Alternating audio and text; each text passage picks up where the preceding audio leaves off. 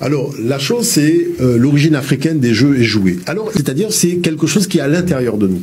Et Djibouti, justement, qui est celui qui a inventé les jeux, vous voyez que, par exemple, Socrate vous dit qu'il a inventé le tric-trac, il a inventé le dé, il a inventé les jeux de société, mais il a aussi inventé les jeux d'impulsion, les jeux sportifs. Vous voyez? Donc c'est important de voir qu'il y a quelqu'un qui est à la base d'un enseignement. Et qu'est-ce qu'il dit?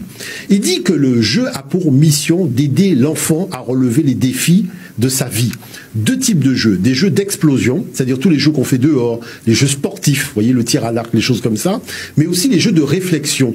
Pourquoi? Pour apprendre à maîtriser ses émotions, à faire preuve de patience, à faire preuve de stratégie. Le jeu des petits chevaux a été inventé il y a 3000 ans, c'était le jeu du chacal. Regardez ici le jeu d'Asseb, voyez, qui est un jeu dont on appelle le jeu des 20 cases, qui se joue avec un dé. Voilà la version modernisée dans l'Antiquité africaine toujours, du même jeu d'Asseb. Et c'est quoi ce jeu? C'est justement faire comprendre à l'homme son avenir post-moderne. Le jeu dont elle a parlé, qui est africain, non, ça c'est un jeu élamite, ça vient de la Mésopotamie. Vous voyez? Et ce qui y a d'extraordinaire, c'est que sa base est africaine. Maintenant, ce qui est incroyable, regardez le dé.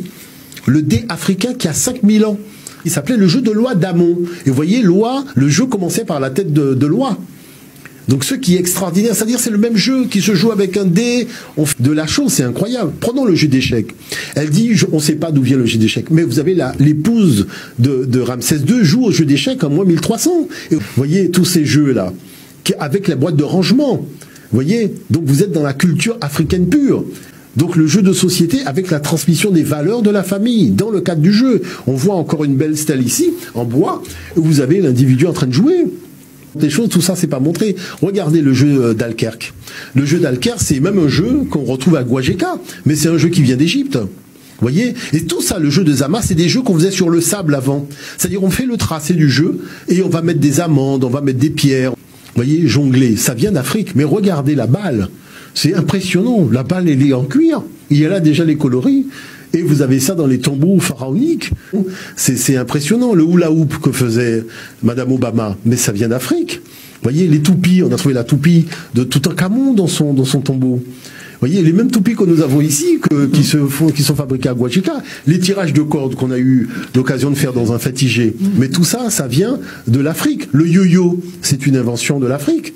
Vous voyez, les billes, jouer aux billes cristal, jouer cristal. Bah, à notre niveau, les jeux articulés, ça vient aussi de nous.